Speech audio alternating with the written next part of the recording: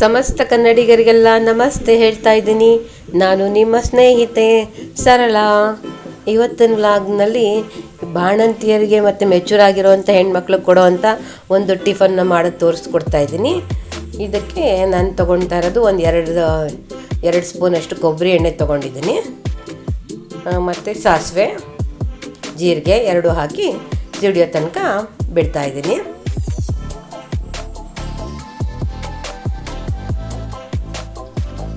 ಇದು ತುಂಬ ರುಚಿಯಾಗುತ್ತೆ ಮತ್ತು ಶೀತನೂ ಆಗಲ್ಲ. ಹಾಗಾಗಿ ಇದಕ್ಕೆ ನಾನು ಎರಡು ಗೆಡ್ಡೆಯಷ್ಟು ಬೆಳ್ಳುಳ್ಳಿ ತೊಗೊಂಡಿದ್ದೀನಿ.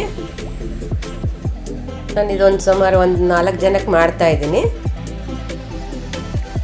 ದಪ್ಪದೇ ಗೆಡ್ಡೆ ಬೆಳ್ಳುಳ್ಳಿ ತೊಗೊಂಡಿರೋದ್ರಿಂದ ಜಾಸ್ತಿ ಏನು ಕಾಣ್ತಿಲ್ಲ ನಿಮಗೆ, ಬಟ್ ಸಾಕಾಗತ್ತೆ. ಇದು 2 ಗೆಡ್ಡೆ ಬೆಳ್ಳುಳ್ಳಿ.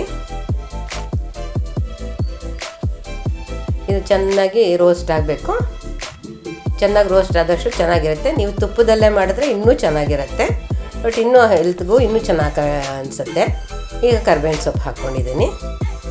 ಕರ್ಬೇವಿನ ಸೊಪ್ಪು ಜೊತೆಗೆ ಬೆಳ್ಳುಳ್ಳಿನೂ ಫ್ರೈ ಆಗ್ತಾ ಇರುತ್ತೆ. ಇದ್ರ ಜೊತೆಗೆ ನಾವು ಒಣಮೆಣಸಿನ್ಕಾಯಿ ಹಾಕ್ಕೊಳ್ಳೋಣ. ಅದು ಒಂದು 5-6 ಒಣಮೆಣಸಿನ್ಕಾಯಿ ಹಾಕ್ಕೊಂಡಿದ್ದೀನಿ. ಇದಕ್ಕೆ ಯಾವುದೇ ನೀರು ಹುಳಿ ಏನು ಬಳಸೋದಿಲ್ಲ ನಾವು. ಹುಣಸೆಹಣ್ಣು ನಿಂಬೆಹಣ್ಣು ಯಾವುದೇ ಬಳಸೋಲ್ಲ. ಈಗ ಒಂದು 4 ಈರುಳ್ಳಿನ ಸಣ್ಣದಾಗಿ ಹೆಚ್ಕೊಂಡು ತೊಗೊಂಡಿದ್ದೀನಿ. ಇದನ್ನು ಹಾಕ್ಕೊಂಡು ಚೆನ್ನಾಗಿ ನಾನು ಫ್ರೈ ಮಾಡ್ಕೊತೀನಿ.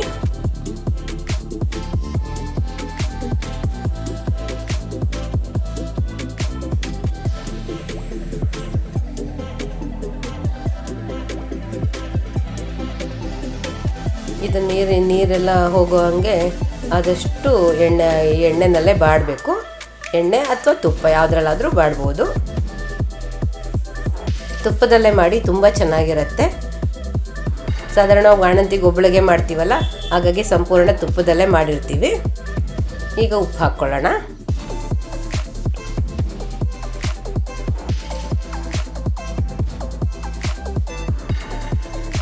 ಉಪ್ಪು ಹಾಕ್ಕೊಂಡ್ಮೇಲೆ ನೀರು ಬಿಟ್ಕೊಳ್ಳುತ್ತಲ್ಲ, ಈರುಳ್ಳಿ ಚೆನ್ನಾಗಿ ಬೇಗ ಬಾಡುತ್ತೆ.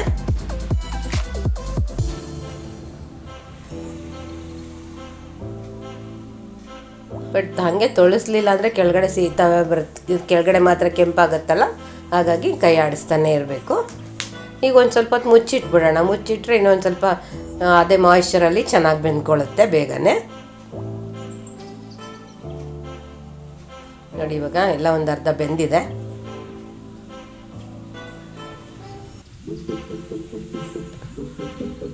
ಅರ್ಧ ಮುಕ್ಕಾಲು ವಾಸಿ ಎಲ್ಲ ಬೇಯಬೇಕಿದು. ಉಪ್ಪು ಹಾಕಿದ್ಮೇಲೆ ಮುಕ್ಕಾಲು ವಾಸಿ ಬೇಯೋವಾಗಲೇ ನಾವು ಇದಕ್ಕೆ ಮೆಣಸು ಹಾಕೋಣ. ಮೆಣಸು ಪೌಡ್ರ್, ಕಾಳು ಮೆಣಸನ್ನ ಪೌಡ್ರ್ ಮಾಡ್ಕೊಳ್ತೀನಿ. ಅದನ್ನು ನಾನೊಂದು 1.5 ಸ್ಪೂನಷ್ಟು ತೊಗೊಂಡಿದ್ದೀನಿ.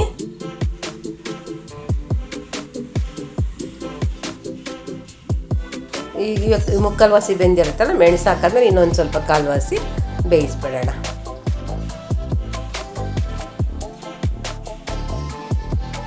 ಚೆನ್ನಾಗಿ ಬರುತ್ತೆ. ರುಚಿ ಅಂತೂ ತುಂಬಾ ಚೆನ್ನಾಗಿರುತ್ತೆ. ತಿಂತಾನೆ ಎರಡ ಅನಿಸುತ್ತೆ. ಬಟ್ ಯಾವುದೇ ತರಕಾರಿ ಏನು ಇಲ್ಲದೆ ಇದ್ದಂಥ ಸಮಯದಲ್ಲಿ ಊರಿಂದ ಬಂದಿರ್ತೀವಿ, ಯಾವುದು ಇನ್ನೂ ತರಕಾರಿ ತಂದಿಲ್ಲ ಅನ್ನೋಂಥ ಸಮಯದಲ್ಲಿ ಇದನ್ನು ಮಾಡಿಬಿಟ್ರೆ ಮಾಡೋಕ್ಕೂ ಸುಲಭ ಆಗುತ್ತೆ, ತಿನ್ನೋಕ್ಕೂ ತುಂಬ ರುಚಿಯಾಗಿರುತ್ತೆ. ನೋಡಿ, ಇದೆಲ್ಲ ನಮ್ದು ಇವಾಗ ರೆಡಿ ಆಯಿತು. ಆದಷ್ಟು ಎಲ್ಲನೂ ಬಾಡಿದೆ ಈರುಳ್ಳಿ ತಿನ್ನೋದೇ ಒಂದು ರುಚಿಯಾಗಿರುತ್ತೆ.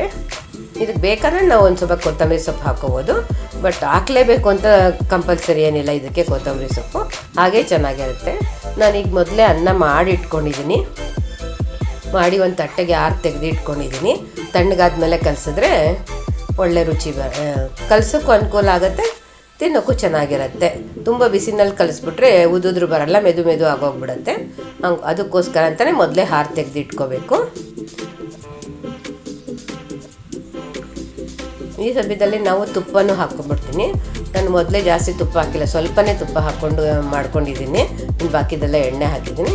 ಈಗ ಉಳಿದಿದ್ದ ತುಪ್ಪ ಎಲ್ಲ ನಾನು ಇದಕ್ಕೆ ಹಾಕ್ತೀನಿ.